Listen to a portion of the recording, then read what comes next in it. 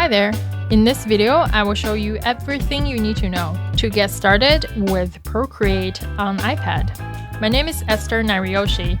I am an illustrator based in the US and also the brush creator behind the professionaldigitalbrushes.com. I teach classes on digital illustration with Procreate, Procreate Dreams, Adobe Illustrator, and so much more. Over the years, I have welcomed over 43,000 students around the world. In this beginner-friendly tutorial, I will give you a comprehensive guide on how to get started with Procreate. We're going to talk about colors, brushes, layers, creative effects, and so much more. If you're excited, hit that like button. Let's dive in. All right, when you open Procreate, it looks something like this. You might have a few sample projects from the default. You might have explored a bit and have some preview of your own work. In order to create a new canvas, you want to come over to the upper right-hand corner and hit this plus sign, and then hit this icon right here to define your own canvas. You can go by pixels, inches, centimeters, millimeters. I'm going to go with 4,000 pixels by 3,000 pixels for now. And if your artwork is for print, you want to leave the DPI at least 300. If it is for screen, like a social media post, you can keep it as low as 72.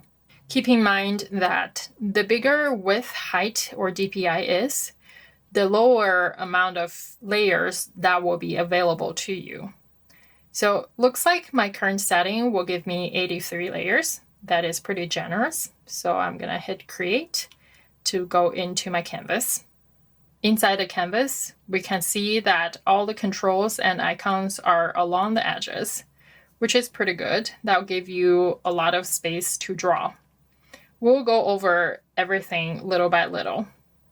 So first thing first, on the upper right-hand corner, we have a cluster of 5 icons. The first 3 function very similarly. So the first one is brushes. As an illustrator and brush maker, I use this a lot. When you tap on it, it will take you to the brush library, which will give you access to all the brushes that you own. The default brush library is pretty extensive. Things are organized into different kinds of folders by themes or medium or purpose. And you can see under this painting, there are all kinds of different textured brush. For example, this wet acrylic really mimics the texture of acrylic. And you can change the brush size by moving the sliders up and down. This is a much fluffier version of that. Double finger tap on your screen to undo. And the second slider is in charge of opacity of your current tool. So right now I'm using brush. You can see this is about 50% to 60%, and this is 100%. That's 2 different effects. So that's brush. As a beginner, I think it's really helpful to test each one of these brushes and see how they behave. And you can test them by varying the pressure of your stroke. For example, this one is pressure sensitive. You can tell by the thicks and thins, and you can vary the angle of your brush. Just rotate your wrist and see if it creates any effects. And then you can overlay them to see if there's any opacity change, which this one doesn't. I've created a free brush swatch organizer for you to use, and you can find it in the link below. So once you have it downloaded, you can import it by tapping on the wrench icon, add and insert a photo, and then it will drop right in the middle. I'm going to resize it to fit the canvas by grabbing the corner and then just drag out. And over there, I want to lock this layer because I don't want to accidentally draw on top of that. So you want to tap on this photo, swipe left, and lock. And from there, you can create a new layer. And to delete a layer, you can swipe left and hit delete. And I'm going to draw on this new layer. You can see there are different spots for you to draw your swatches on.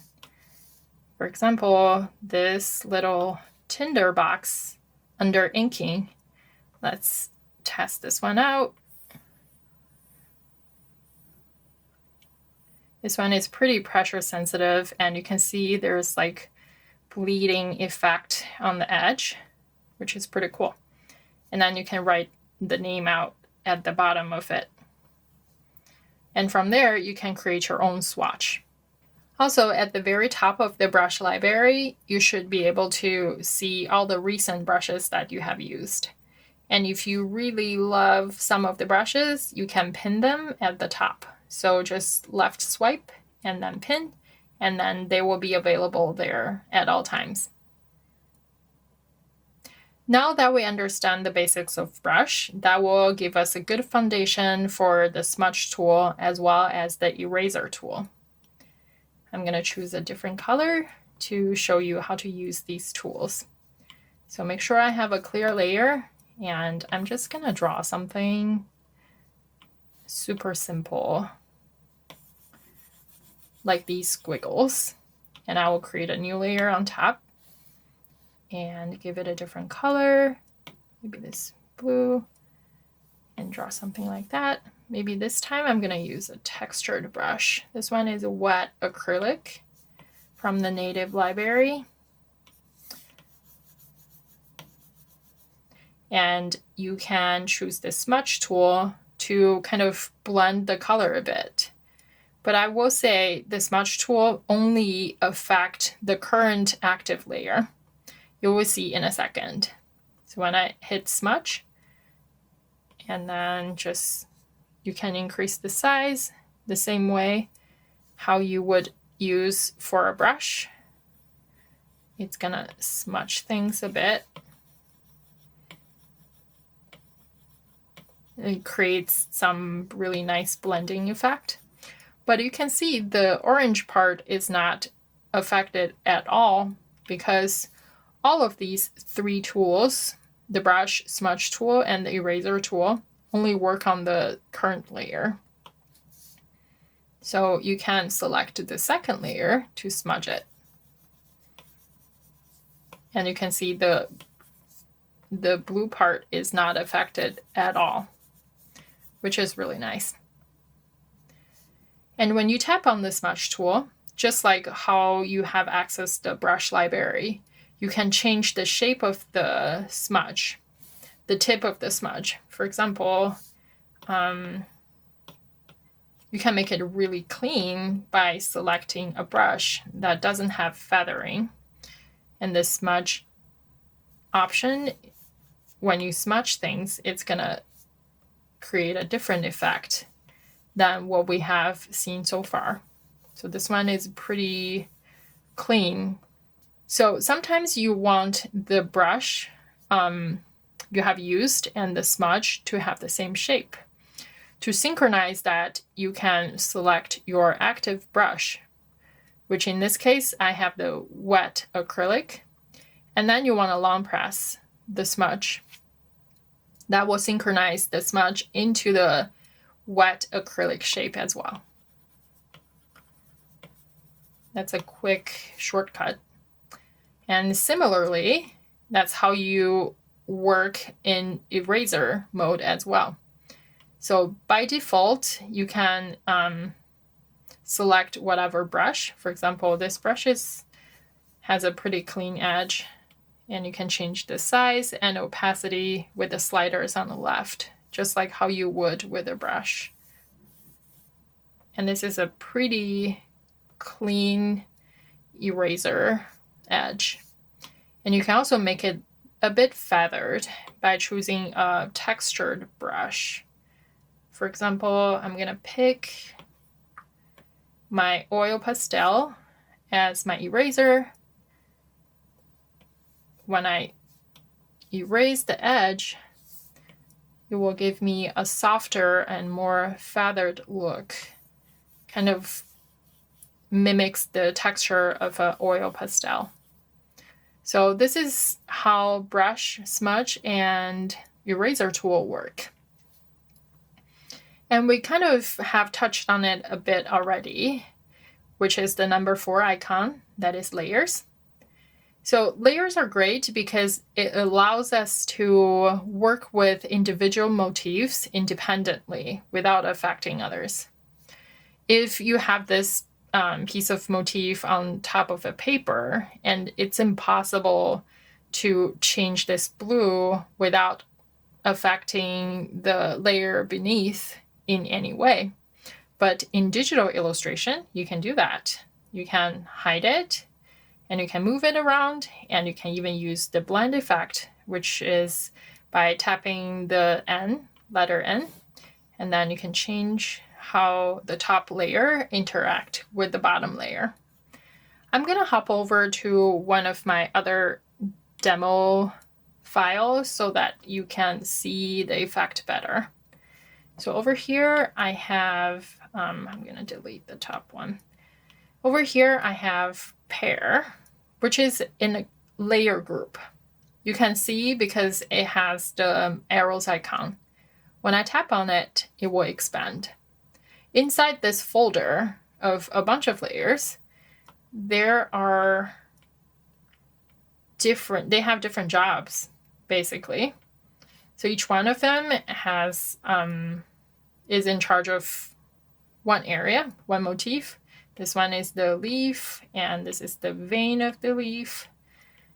Say that if I want to change the color of this guy by tapping on the adjustment, hue, saturation, and brightness, that will give me a panel at the very bottom that says hue, saturation, and brightness. And I can just play with the sliders to change the color to like this green.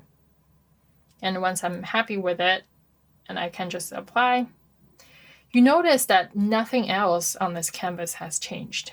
That is because this leaf, the background of this leaf is on a separate layer, and I was only working with this one layer.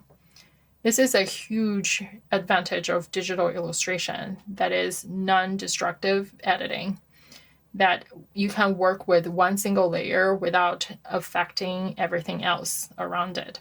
And also, I will show you a few other things. To duplicate a layer or a group, you can left swipe and duplicate. And then I'm going to hide the first one and then flatten the top one. I always duplicate a group before I flatten them, because once you flatten them, all the information is on one layer. So I'm going to tap on the layer again and then flatten. You can see even from the thumbnail, all the information of the pair is on one layer. So from there, if I change the hue, saturation, and brightness, you can see the whole pair shifts. So I always make sure I have a duplicate of that unflattened layer group. All right, so from here, we understand how layers work. To create a new layer, you can tap on the plus, and then you can left swipe to lock it, duplicate it, or delete it, which we have covered so far already. And we have learned how to blend 2 different layers by tapping on N and playing with this whole long list until you're happy. And to squish different layers together, I'm gonna do double finger undo on screen to restore the long list of layers. Right now, I have the duplicate of the group. So what we did for the first part is to flatten it by tapping and flatten. You can also just pinch this whole list. See, like that, and then just pinch it, and there you go. You have one flat layer. So that's a neat little gesture.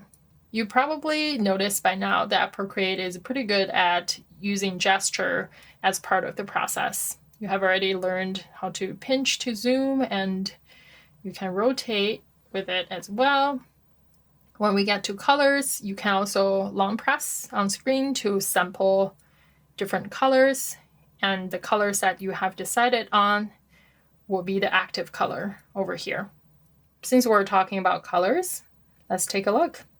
So this little dot right here on the right shows us the color selection. There are different ways how Procreate presents colors. So on the left, we have the disk view. The outer circle shows us the hue, and the middle circle gives us the saturation as well as the brightness. And there's a classic view. Basically, this is the blown up version of the center. And then the first slider lets us choose the hue. And you can also tap on harmony, which will give you some color ideas.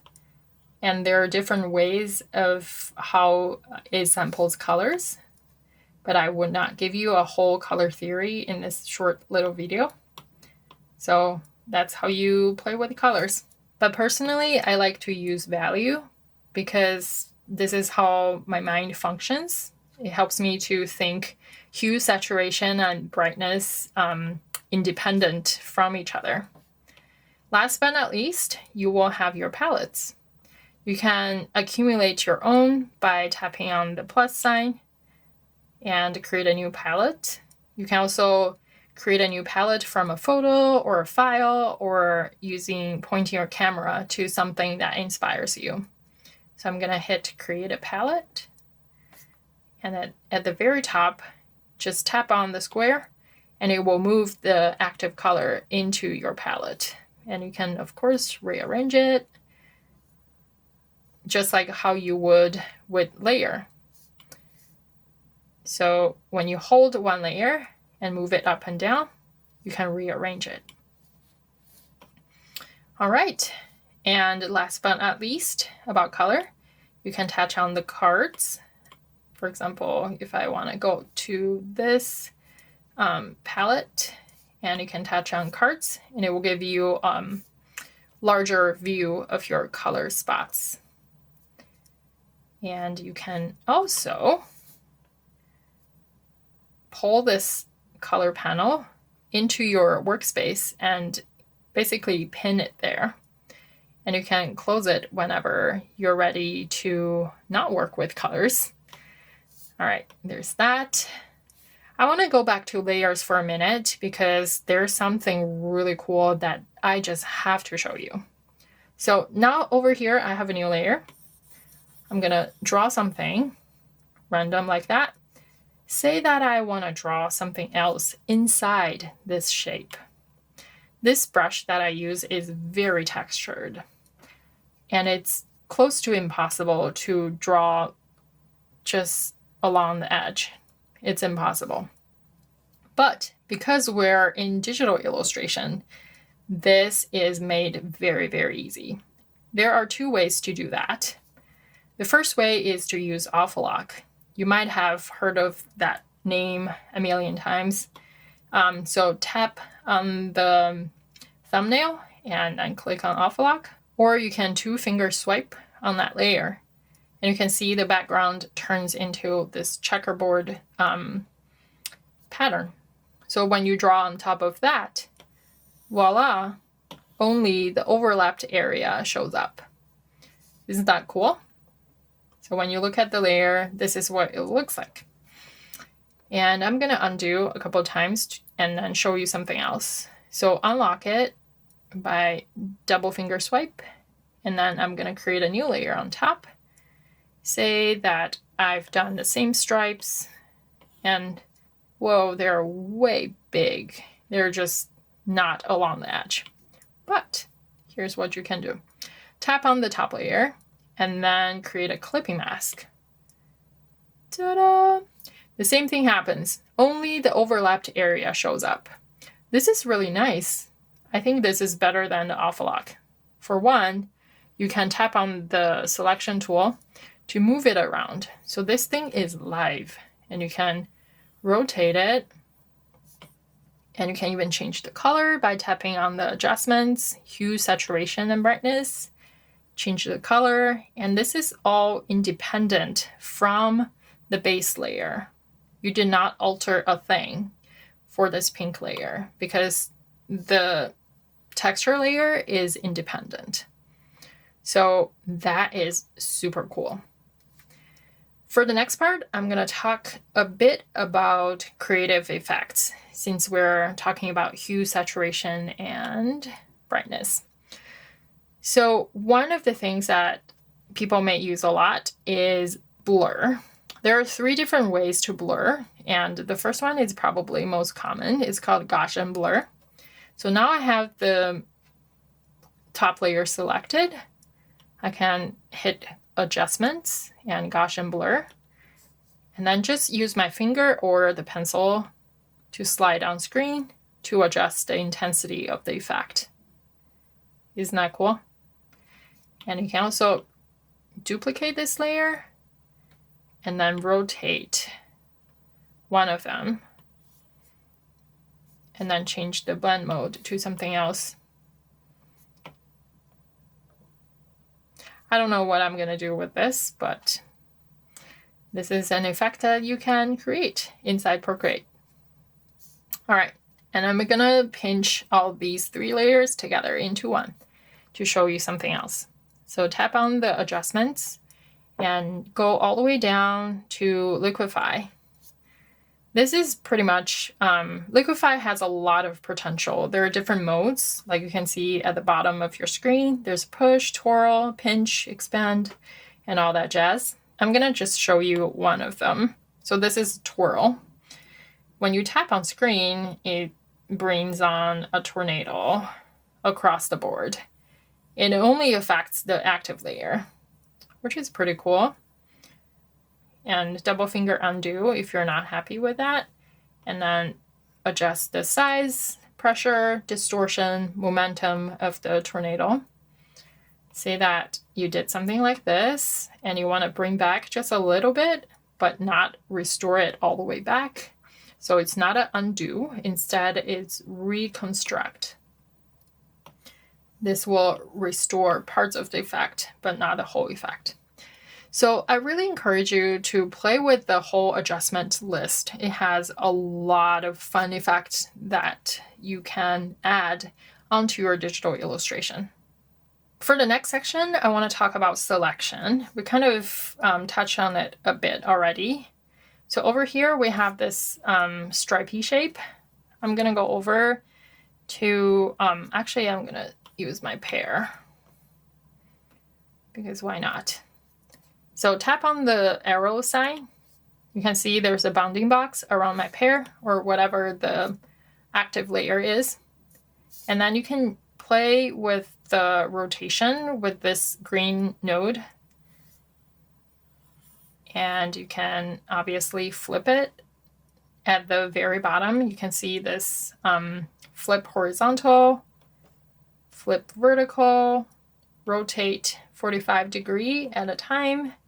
And you can fit this whole thing to canvas, which I don't know why would I do that. So I'm gonna double finger tap. And then notice that when I change the size of my pear, it retains the same ratio. If you want to stretch your motif, you can actually select freeform. And in this way, you don't have to follow the same ratio, which can be dangerous. Sometimes I like to turn on the snapping as well. So it's at the very left corner. Turn on the magnetics and snapping. This allows me to move things at an angle and also gives me guidelines and in relation to other objects around it. And the third tab says distort.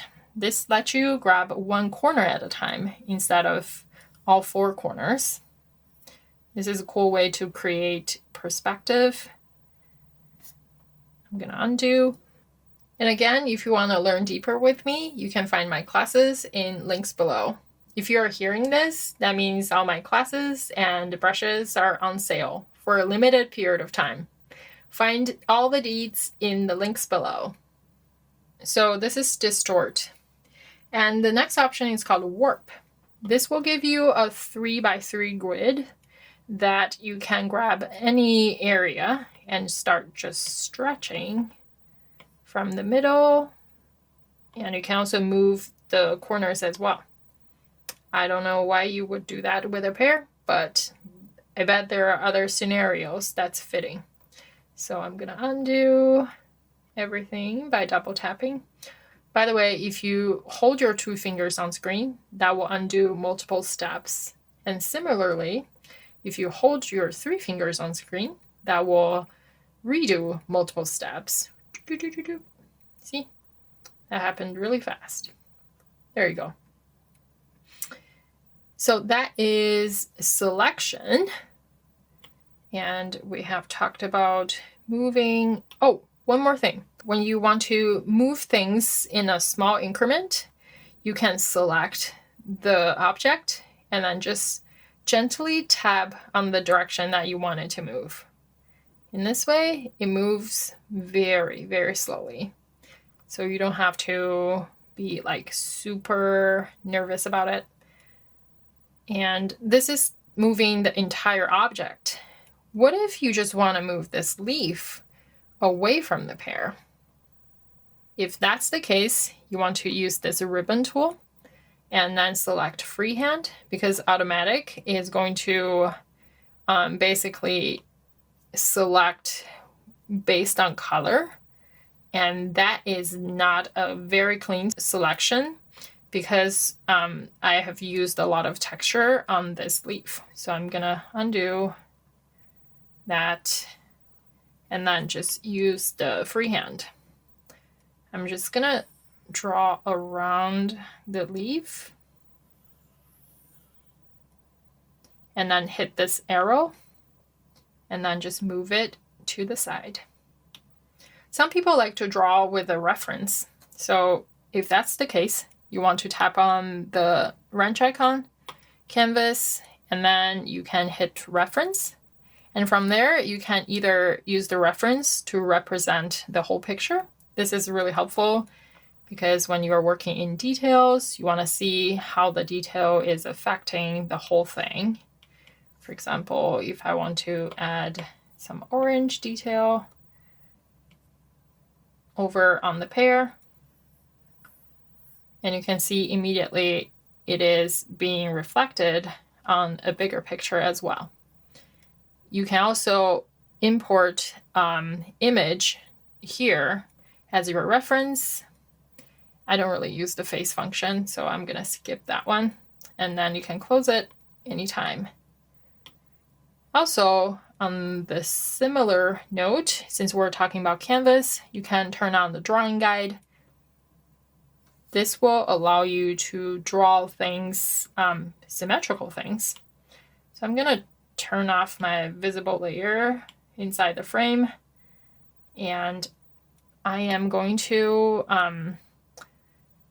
turn on the drawing guide, which is on already, and I am going to edit the drawing guide. So you can draw symmetrically, and you can also hit this option and then choose how you want to reflect your symmetry. Vertical, horizontal, quadrant, radial. I'm going to do vertical just because it's easier to comprehend. And then I'm going to hit done. On that layer, on my active layer, you can see it says assisted.